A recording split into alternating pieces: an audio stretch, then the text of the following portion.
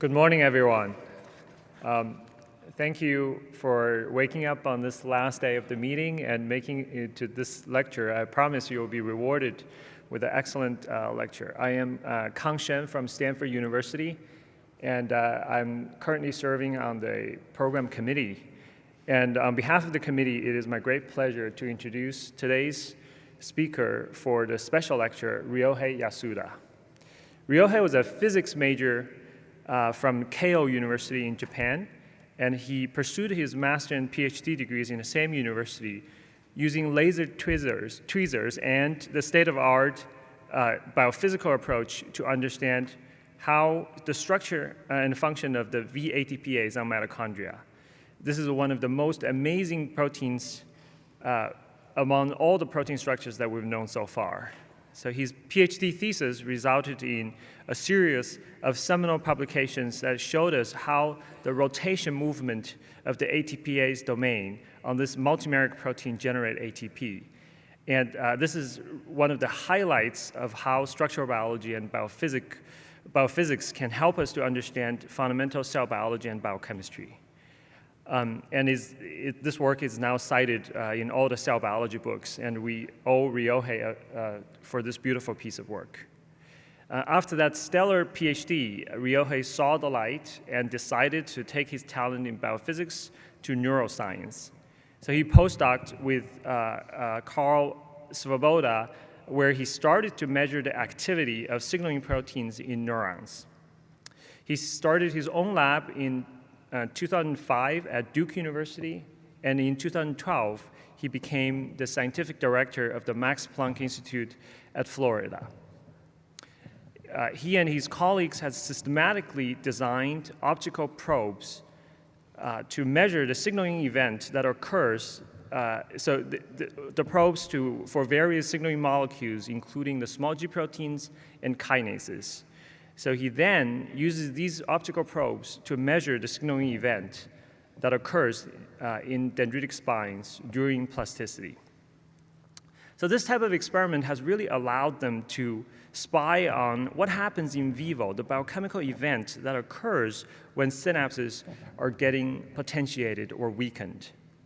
So this approach has provided a much needed spatial information about spatial specificity, the spreading of molecules, molecular events during plasticity, which is orthogonal to the information about cellular excitability that has been measured with electrophysiological methods by many others. For these outstanding contributions, Ryohei has won many awards, including the 2015 NIH Director's Pioneer Award, the Nakakura Tsukahara Memorial Award for Japanese Neuroscience Society, and the Scientific Innovation Award by the Brain Research Foundation in 2018. So at last, I just want to mention that Ryohei is also a very talented and achieved pianist, and many of us have had the pleasure to watch his performance at various conferences. Without further ado, let's welcome Ryohei to deliver his special lecture. Thank you. Thank you very much for kind introduction and invitation. And thank you all for coming to the last day, early morning. I know it's hard. So today I'm going to talk about biochemical computation in postsynaptic compartments, dendritic spines, and its implications for synaptic plasticity, learning, and memory. And the reason we are interested in biochemical computation is that our brain is acting on multiple time scale. And we know that brain can process very fast information of milliseconds. But also at the same time, our brain needs to process much slower information for working memory, short-term memory, and long-term memory. It could be from seconds to minutes to days. And this information processing in different time scale must come down to the information processing occurs in single neuron at different time scale. And biochemical computation plays extremely important role for connecting different time scales. And our lab has been interested in how biochemical signaling occurs in single neurons. As you can see in this picture, neuron in the brain has a very complicated structure with many dendritic branches. Dendrite typically receives about 1,000 to 10,000 synaptic inputs and processes information, right, from millisecond time scale to much longer time scale, which uses biochemical information processing. And the biochemical information processing, in the end, modifies synaptic strength or excitability of the neuron, and basically changes the administration of the instant information processing by electrics. So, so these are kind of important concepts for connecting different time scales, and that's the process we wanted to understand in each neuron. And eventually, these different scales will be important for connecting our instant information processing to learning and memory. Now, when we zoom into dendritic branches, probably you realize that there are a lot of branches. And this can be from secondary to tertiary to fourth degree of processes. And basically, this complicated structure of the dendrite restricts physically the biochemical signal transduction, and basically serving as one of important factors to shape the spatial and temporal aspect of signal transduction. We can further zoom into the dendritic branch, and you can see that in most of pyramidal neurons, you'll find a lot of dendritic spines on the dendrite. And this structure is basically postsynaptic side of the synapse and receiving input. Typically, each spine sized about 0.1 femtoliters, and again, about 1,000 to 10,000 dendritic spines exist in each neuron. So we want to understand what actually controls this signal transduction in dendritic spines, because dendritic spines are considered to be important site for processing learning and memory. So a lot of studies suggest that structural plasticity of dendritic spines, including formation and retraction of spines, and also growth and shrinkage of the dendritic spines, are important for neural circuit plasticity and also learning and memory. And on top of that, there are a lot of studies suggesting that abnormal spine morphology is associated with mental diseases, including many number of mental retardations, and schizophrenia, Alzheimer's disease, and autism, and so on and so forth. So it is important, actually, how spine structure is regulated. So our question comes down to how are the structure and function of synapses regulated? If you zoom into synapse in each spine, actually, you can see that you can see how it's actually processed.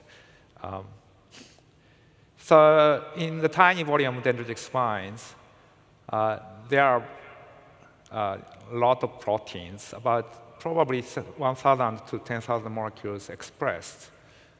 And they are interacting to each other extensively, making network. And the signal transduction caused by this very complicated network is responsible for synaptic plasticity, structure plasticity, and regulation of these events. So to understand how spine structure is maintained or modified, we need to understand this very complicated circuit in the spine. So in some way, the degree of complexity of the spine signal network is almost as large as that of neural network. But in my opinion, it's less accessible because of the lack of the tools. We have been particularly interested in a form of synaptic plasticity, or spine structure plasticity, which is this activity-dependent spine enlargement, or we sometimes call structural long-term potentiation, or LTP. Okay. So in this paradigm, basically, we can stimulate either electrically or uncaged glutamate. We can induce basically structural plasticity, as you can see on the movie, in spine, in single spine. And as you can see, the event is very spine-specific, meaning that we can induce only in the stimulated spine the structural plasticity, but not in surrounding spines. So, and we think that this event is important for functional LTP or potentiation of synapse, and eventually learning and memory. So this is a time course of the volume change during the spine structural plasticity. And you can see that there's a prominent initial phase that increases the volume of the spine by 300 to 400%, and decays over a few minutes, followed by long sustained spine volume change. In this graph, I show you about 40 minutes, but other studies show that this sustained structural plasticity lasts more than hours. And importantly, this enlargement of the spine is associated with the functional change of the spine. In this case, the sensitivity to glutamate, the major neurotransmitter in these excitatory synapses. So here we are measuring whole cell current in response to uncaged to single dendritic spine. And you can see that sensitivity to glutamate increases kind of proportional to the volume change. So in this case, about twice in the stimulated spine. But when we measure the same thing in adjacent spines, we didn't see any potentiation. So again, the structural plasticity seems to be coupled with functional plasticity.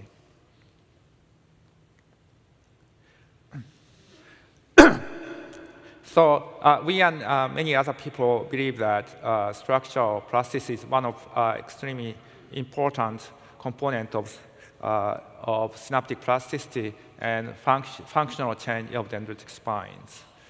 So spine growth is associated with the increased number of receptors, glutamate receptors, which enhances the transmission of this synapse and basically induces long-term potentiation to the synapse. So to induce synaptic plasticity in single dendritic spines, again, we use two-photon glutamate uncaging. And I'm showing you here a typical calcium trace in the spine measured with a synthetic dye called Fluor4FF. The measurement is done by Paula Parabueno. So basically, she patched the neuron using this to load the dye Fluor4FF and measure calcium during uncaging protocol. And our protocol is either a low-frequency uncaging pulse in low magnesium. Basically, low magnesium is important to increase the NMDA receptor activation. And also, we sometimes use this protocol in which low-frequency uncaging process is coupled with depolarization of the neuron. And both of protocols produce calcium in the spine with peak concentration of about 2 to 4 micromolars. And importantly, calcium decays very fast within 100 milliseconds. Okay. So calcium itself is not memory itself, but it can trigger signal transduction, which basically signal transduction mediated by this complicated network and encodes spine enlargement, or LTP. So basically, in our paradigm, input of the system is the spikes of calcium produced by glutamate uncaging, right, like this. And output of the system is the spine enlargement and LTP. And importantly, many mental diseases are caused by abnormal operation of the signaling system. The better understanding of the signaling system will provide us with good insight into the molecular mechanism of diseases. So it's important to understand. But how we can study this complicated network? So I think actually the approach should be very similar to the study of neural network, where basically we need to monitor the activity of each component and manipulate the activity. So it's very simple. We are trying to do these two things using optics. So first, I'm going to talk about how we monitor the activity of proteins in each dendritic spines. Okay. To monitor signaling activity in spine, we have been using a technique called two-photon fluorescence lifetime imaging microscopy, or 2P frame. So this technique is a combination of two-photon fluorescence microscope. Probably many of you have used or at least have seen. This is now standard technique to image deep in the brain in light scattering tissue. And combined with two-photon microscope, we use fluorescence lifetime imaging, which basically measures fluorescence resonance energy transfer, or FRET. And this allows us to measure the interaction between molecules attached to fluorophores or conformation change of the molecules. So briefly, to measure fluorescence lifetime, we need to excite fluorophore with short laser pulse and measure the decay of the fluorescence occurs in nanosecond time scale. And this fluorescence lifetime is sensitive to the distance between two fluorophores. So by measuring fluorescence lifetime, we should be able to measure molecular interaction and conformation. But importantly, we need to develop biosensors that can read activity in single dendritic spines. So we need to have sensitive biosensors. And because there are more than 1,000 molecules in the spine, to understand completely the circuit, we really need to have 1,000 sensors, which is probably not practical, but we are trying to develop as many sensors as possible and monitor the activity in response to uncaged glutamate. So we are mainly focusing on kinases and small GTPase proteins. And right now, we are focusing on about 20 signaling molecules. And about 10 molecules we already have made and published. So hopefully you can use these sensors also for your studies. Now, by imaging activity of proteins, we can have a lot of information about the signal transduction in dendrites. So, for example, our imaging method can provide spatial aspects of the signal transduction. And we know that while some signaling is restricted to the stimulated spine, for example, calcium, CAMK2 and CD42, coffin, actin, these molecules seems to be restricted to the stimulated spines. But interestingly, some other signaling spreads to surrounding spines and plays important role for cooperativity and crosstalks between different spines. And we also found that some signaling, like ARC, can spread all the way into the nucleus and turn on the gene transcription program. And as I introduced to you, another important aspect of signal transduction is the temporal sequence. Right. So signaling network can really connect very brief calcium pulses and transduce into much longer form, from seconds to minutes or hours. So this diagram shows signal transduction in different time scale. You can see calcium, start from calcium about 0.1 second, and basically activates calcium-sensitive proteins, and cascade occurs to activate a lot of different proteins. And in the end, some gene transcription program is activated, or long-term plasticity can be induced. So first, I'm going to talk about two protein kinases that are activated by calcium.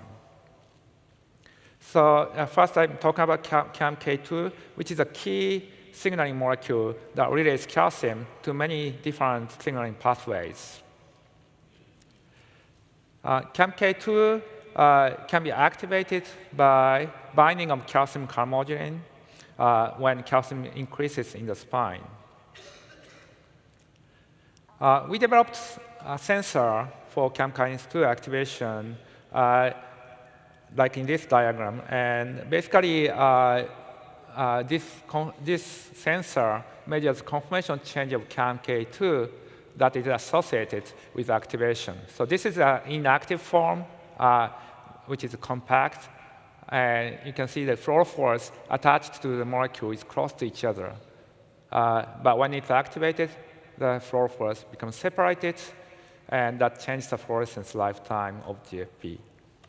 So this is a fluorescence lifetime measurement. Again, to measure fluorescence lifetime, we excite fluorophore with short laser pulse and measures the decay of the fluorescence occurs in nanosecond time scale. And as you can see, inactive form shows faster decay compared to active form. If we repeat this measurement in each pixel, we can basically image the activity of CAMK2, like in this movie. So this movie taken by Seok-Jin Lee a long time ago, and now Leon Chan, our student, has worked out details of CAMK2 activation kinetics. And so in this time course of CAM kinase 2, you can see that CAM kinase 2 is activated rapidly by glutamate uncaging, and decays rapidly also after cessation of the glutamate uncaging. So we determine the decay time constant of CAM kinase 2 as 6 seconds. And this sounds to be very short, but it's much longer than calcium. And it actually plays an extremely important role in integrating calcium pulses into much longer form. So you can see the rising phase of CAMK2 activation showed stepwise increase of activity in response to each calcium pulses. And this strongly suggests that this CAM kinase, because of a slow decay, relatively slow decay of CAM kinase 2, it acts as a leaky integrator in single spine. OK. Now, calcium also activates another set of molecule called protein kinase C, or PKC. So PKC is a large family of proteins with about 20 isozymes. And but in particular, classic PKC, a subset of PKC, is the very first kinase found to be calcium sensitive. And importantly, PKC is activated by calcium and diacylglycerol, DAG. So it requires two upstream second messengers to activate this kinase. And it's considered that other kinases, like novel PKC or atypical PKC, are not calcium sensitive. And so Leslie became very interested. So she's a very talented postdoc in my lab. So she's becoming interested in PKC because it's known to be important for LTP, learning, and memory, and studied a lot in late 80s to early 90s. But actually, since then, there are not much study about PKC, partially because of the lack of tools to differentiate all these different isozymes. So Leslie decided to make sensors for PKC. Actually, she made sensors for almost all kinases.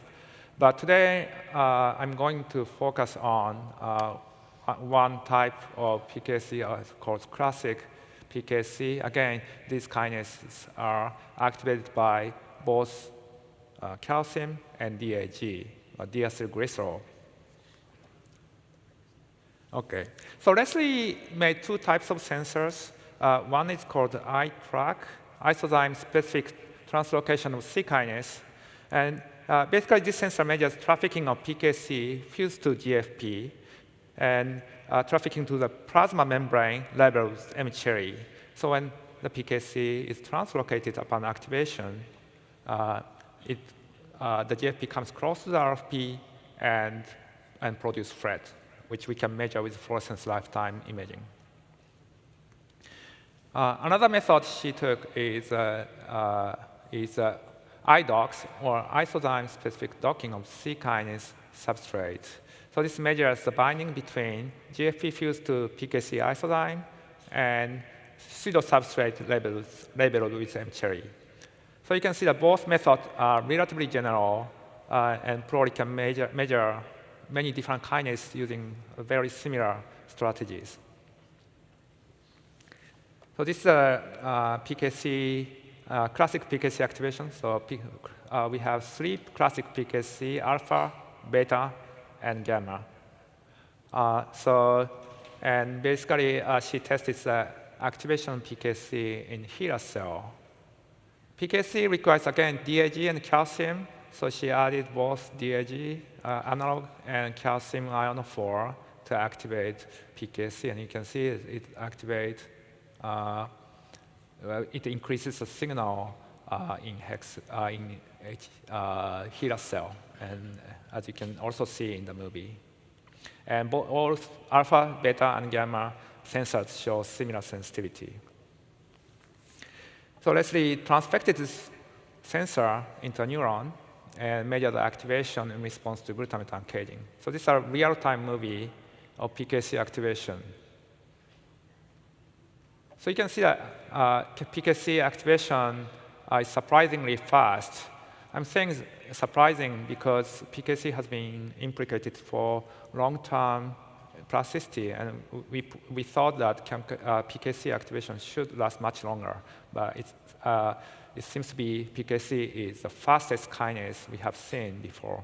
So we measure the spatial aspects also. As you can see, PKC activation is localized to the stimulated spine. Because of the fast decay, it never spreads. And this is the time course of PKC activation. You can see that it just goes back and forth between baseline and active state. We can average the kinase trace, the activation trace, based on the uncaging, basically this is uncaden triggered average, and measure the decay time constant precisely. And basically, it seems like alpha is slowest kinase. Slow means 0.6 seconds, but it's still slower than other kinases. And also, actually, the peak is higher for PKC alpha. So it seems like PKC alpha has the strongest power to transmit signal from calcium to downstream molecules. And consistent with this finding, we found that knockout of PKC shows phenotypes consistent with the important role of PKC alpha. So here, you can see PKC alpha shows impaired plasticity, while beta and gamma does not.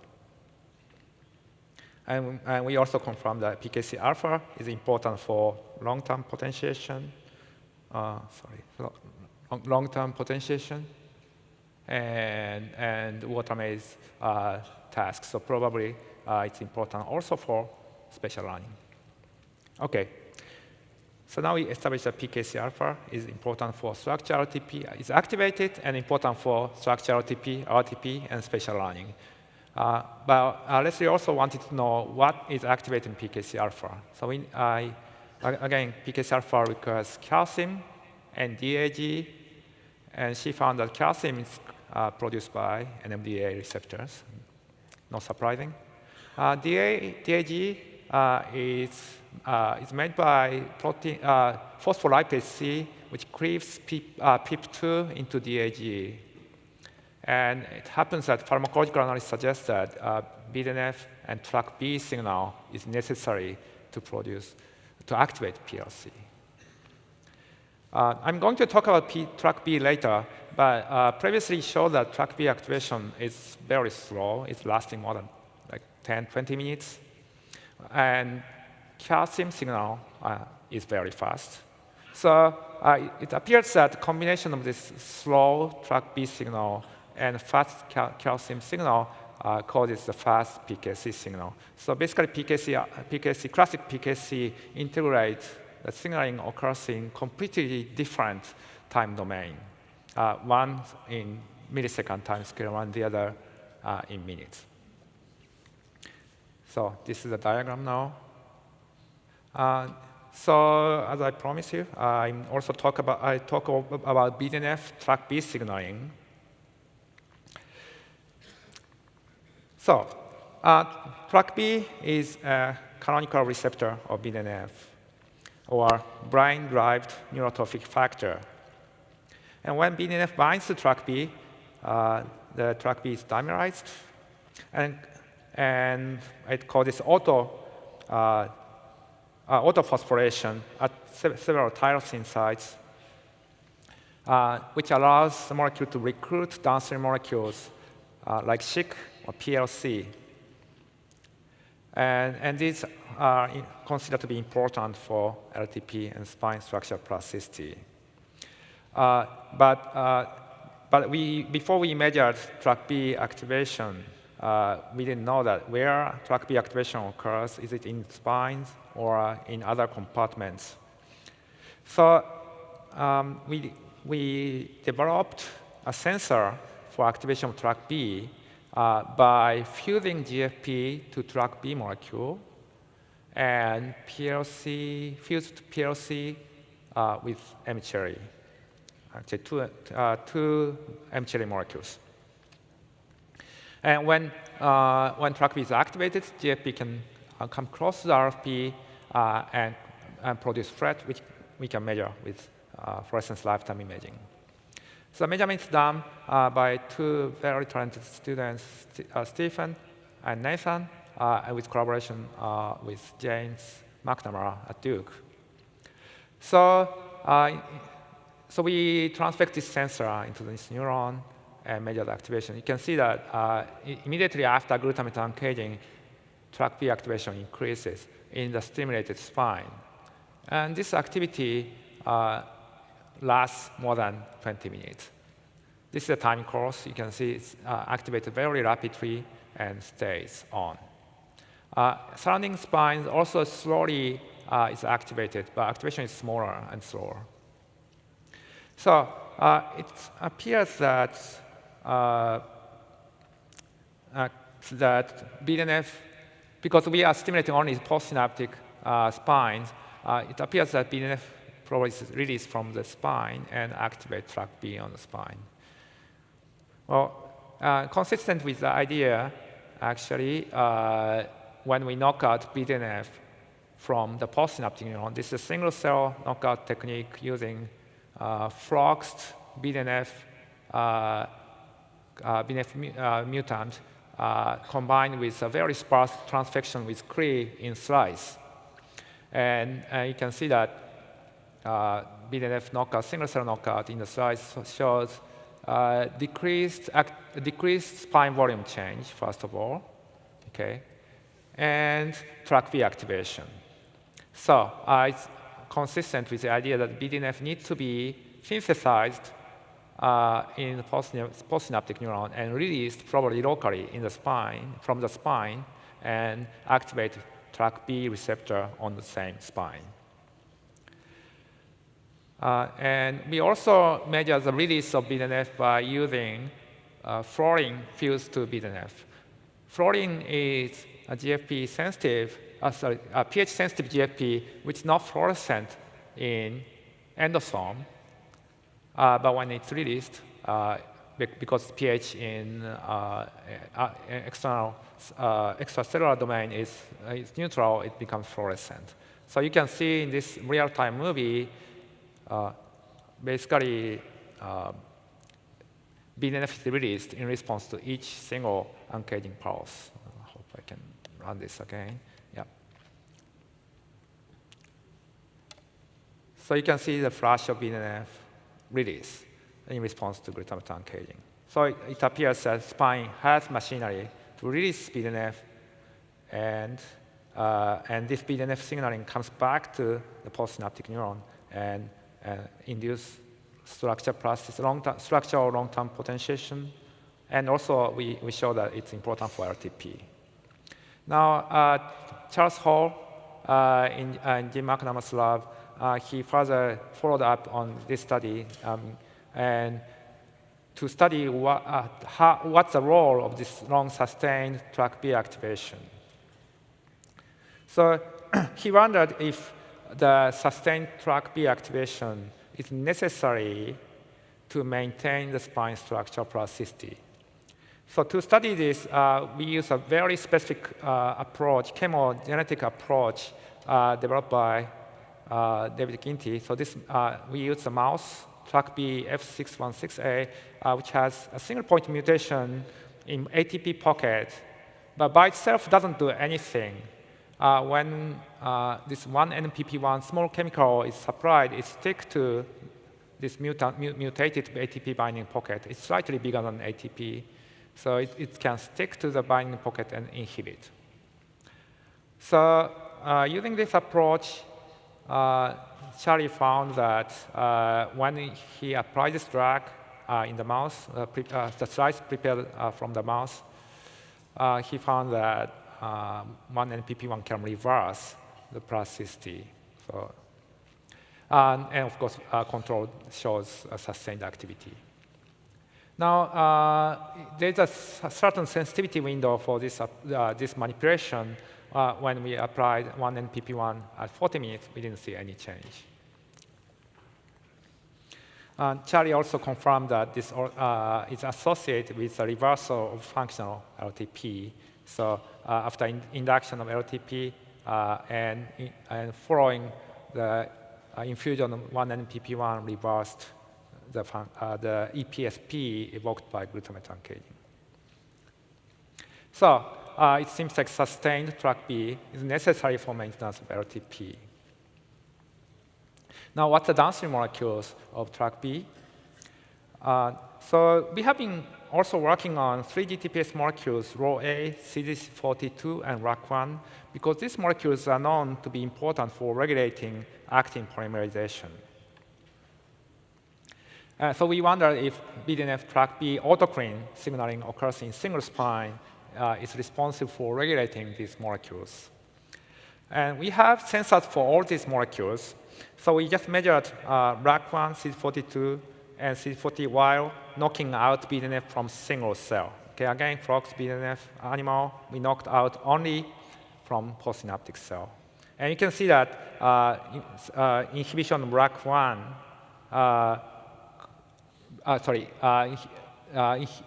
removal of BDNF from postsynaptic cell completely abolished the RAC1 activation. CD42, it seems like initial phase of activation is inhibited, but not the later phase. And RhoA was not affected at all. It seems like RAC1 and CD42 are downstream molecule of TrkB BDNF autocrine signaling. And then Charlie further measured if these molecules, sustained activity of these molecules requires TrkB activation. And you can see that RAC1 activation is reversed by inhibiting TrkB after 20 minutes of induction of LTP, while RhoA and CD42 doesn't show any change. So you can see that BDNF sustained TrkB activation causes sustained RAC1 activation and causes LTP maintenance. We also confirmed that, sustained RAC1 activation is necessary for maintenance of LTP by using pharmacological drug.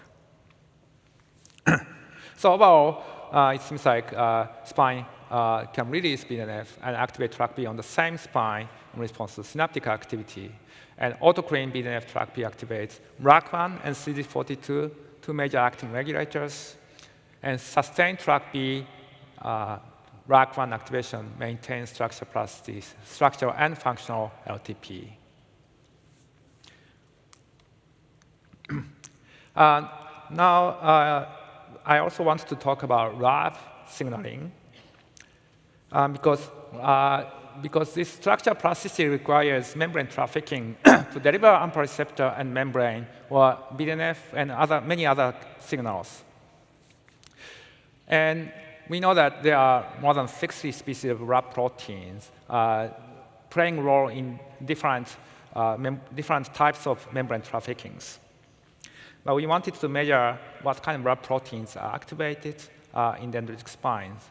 So to do that, we developed sensors for RAB activation.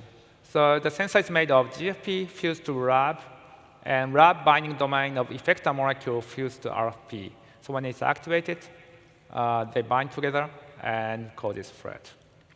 So the sensor is made by Jun Nishiyama, a postdoc, and J1 students in my lab. And basically, they screened the binding partner of RAB protein that works for the sensors. And basically, they come up with 6 sensors for different RAB proteins. So basically, we screen sensor that shows high activity or high signal for considerably active RAB, low activity for dominant negative mutation, and somewhere in the middle for wild type. And basically, all of them shows very good signal to noise ratio. And Jun and Jay measured activation in response to glutamate uncaging for 4 proteins, RAB8, 5, 4, and 10. It's kind of interesting to see that some RAB protein shows increased signal in response to uncaging, and some other RABs actually decreases their activity. And so today I'm going to talk about just one protein, RAB10, because it shows very interesting pattern of activation, which is inactivation. The protein is not so well studied in neurons. There are a few studies suggesting that it's important for AMPA receptor trafficking and development of axon and dendrite. But interestingly, recently it found that the proteins, mutation in proteins are also associated with Alzheimer's disease resilience. So again, this molecule shows inactivation response to glutamate uncaging. So this first protein we found to be inactivated. You can see that immediately after glutamate uncaging, activity decreases before spine enlargement occurs, and then spine enlargement starts to occur. So, and it shows sustained inactivation. So this measurement is done by Jay. We also measured upstream molecules. We found that NMD receptor and CAM kinase 2 is absolutely necessary to inactivate RAB10. So calcium produced by NMDA and CAMK, which activate CAMK2, and that probably inactivate RAB10. Interestingly, when we downregulate RAB10 signaling, either by shRNA or dominant negative RAB10, we found that it increases the structural TP. So here, I'm showing you shRNA of RAB10, overexpressed in the neuron, causes enhancement of structural TP, which can be rescued by overexpressing RAB10. Also, dominant negative RAB10 shows enhanced structural LTP, and constrict-active shows decreased LTP. So it seems like RAB10 negatively regulates structural plasticity.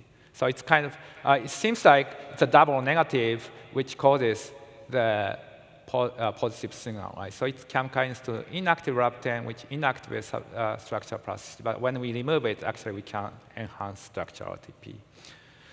We made knockout mouse. The homozygous was lethal, but heterozygous showed improved performance in this particular task called novel object location recognition task. So the measurement is done by Elizabeth, Sarah, and Bob. And basically, we found that novel object location recognition is enhanced by knocking out RAB10. So it's quite interesting molecule. It seems like, again, it is double negative. RAB10 is inactivated by CAMK2, which inactivates LTP. And basically, it's disinhibited by activation of calcium, which causes LTP and running. Okay. So the rest of time, I talk about manipulation of molecules. Because analyzing signaling network requires a tool to rapidly manipulate signal transduction. And we recently developed optogenetic inhibitor of CAMK2 signaling. So basically, this is done by Hideji Murakoshi when he was in my lab. So actually, a long time ago.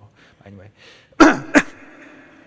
So basically, the design of optogenetic inhibitor of CAMK2 is based on LOB2 domain of phototropin, a plant-derived protein that changes conformation upon absorbing blue light. And Hideji attached AIP2 or CAMK2 inhibitor to peptide to this LOB2 domain. Right. Basically, the idea is when LOB2 domain absorbs light, it opens up and inhibits CAMK2 only when light is on. And this inhibitor works very well. So first, you can see that the inhibitor is light sensitive. So this measures CAMK2 kinase activity to the substrate synapsin peptide. And you can see that about 0.5 milliwatt per square centimeters can inhibit the kinase activity almost completely. So it's extremely light sensitive. It's about 100 times more sensitive than channel rhodopsins. And it's also, the peptide is extremely specific. It inhibits CAMK2 at 3 micromolar, but it doesn't inhibit other kinases, like brother molecules. CAMK4 is not inhibited even at 30 micromolars, and also another molecule, brother molecule, CAMK1, also is not inhibited.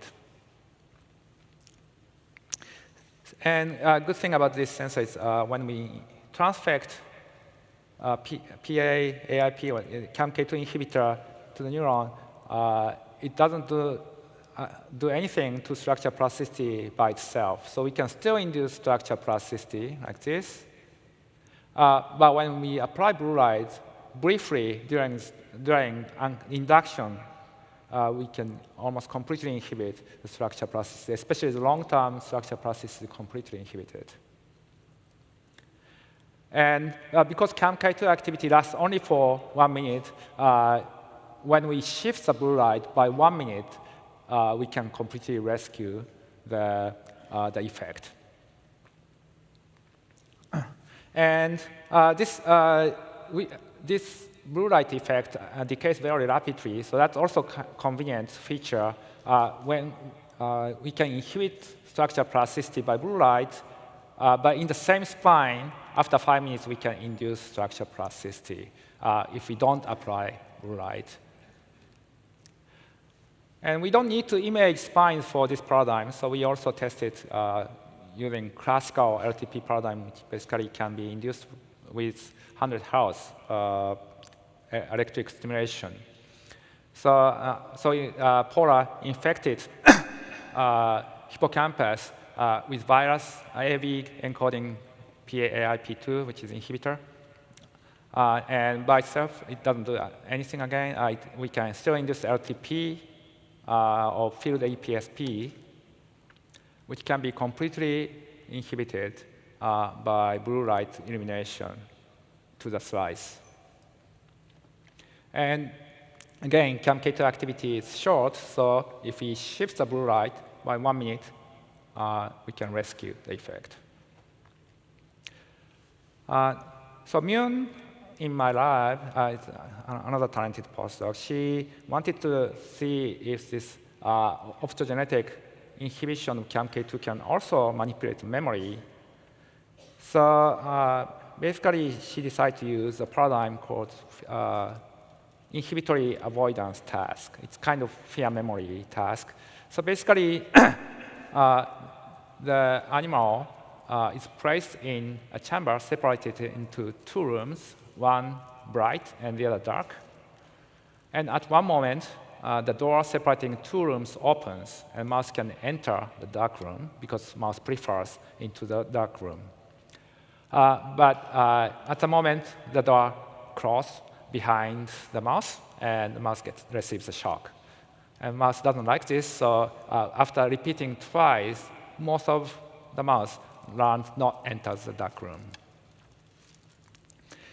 For this paradigm, we targeted to amygdala because this paradigm, this fear memory requires amygdala as well as hippocampus. So we injected virus encoding photoactivator CAM-kinase 2 inhibitor, AIP, and also place a light guide on top of the amygdala so that we can illuminate the amygdala for during the training and after the training.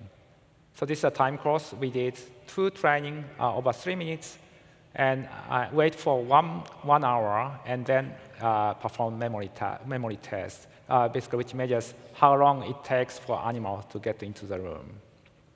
And in another test, we did the time shift again. After the training, we started the CAMK2 inhibition, and then after 1 hour, we did memory test. So this is the result. We are again measuring the cross latency. So the control mouse, we injected with a control virus, inactive PAAIP2. We see basically that almost all animals learn not enter for 10 minutes. We gave up the measurement here. Now, it's great to see that when we use active compound plus blue light, we inhibited the memory and memory formation. They basically almost all animals get into the room in like 100 seconds. And this effect was again rescued by shifting the blue light to the after the training. So basically, we started when we started the blue light after the training, it does not show any effect.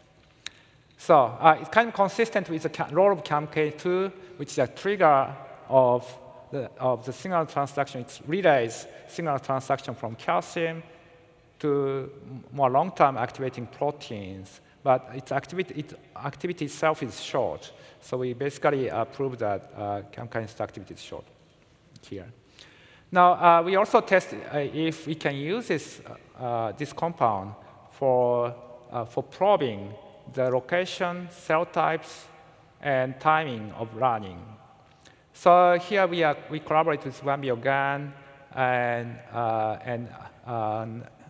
Avital Adler, his postdoc, a very talented postdoc. And basically, we measured motor skill learning. So in this paradigm, the mouse need to learn walking on the moving treadmill, while head is fixed because it's convenient for imaging neural activity, and also rear limb is on the bar. So it's you can see it's kind of a complicated task for the mouse. And in fact, they can't walk very well in the beginning, but within 20 minutes, they become very good at walking on the moving treadmill. Okay.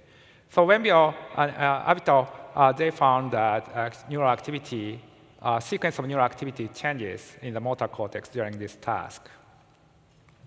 And one nice way to plot this learning of neural circuit is basically measuring the cumulative sum of the peak time over the time, and you can see the shift of the sequence before and after training. So, and they figured out that this process requires somatostatin positive interneuron that inhibit pyramidal neurons during the task. But we wondered if the plasticity occurs in pyramidal neurons. So we infected the PA, photoactivatable inhibitor of CAMK2 to pyramidal neurons using CAMK2 promoter and shine blue light during the training, only during the training. Okay, so this is the result when we use inactive photoactivatable CAMK2 inhibitor. We see kind of normal learning of normal plasticity of neural circuit, but with active CAMK2 inhibitor, basically we inhibited the plasticity of neural circuit, and associated with that, behavioral performance is completely inhibited for active compound, and inactive compound shows kind of normal learning. So it shows that our inhibitor can be used to probe which neuron actually is performing CAMK2-dependent synaptic plasticity and when. So to summarize this part, photoactivator CAMK2 inhibitor, or PA-AIP2, sorry, I forgot to put PA here. Basically, structural and functional synaptic plasticity can be inhibited by 1 minute to 2 minutes of CAMK2 inhibition during induction, but not during the maintenance. And CAMK2 inhibition of excitatory neurons in amygdala or motor cortex during the training inhibits the formation of fear memory or motor memory, respectively, and used to study the timing, location, and cell type of relevant CAMK2-dependent synaptic plasticity. And you can see that design is very simple, straightforward, and should be generalizable to many other kinases. In the end, I show you a fun movie, basically summarizing all our measurements and measurements from other labs too in this map, and basically showing you how different components of the circuit is activated. So the signal starts from calcium around here, and this is probably BDNF. And the GTPase proteins here comes much later, which propagates to actin-binding proteins. Basically regulates structural plasticity by polymerizing actin.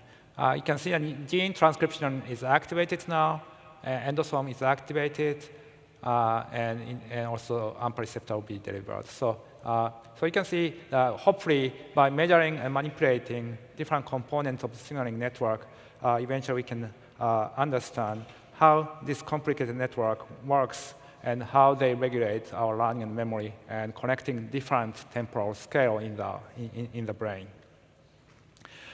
With that, I finish my talk. I thank all my colleagues actually did all these experiments.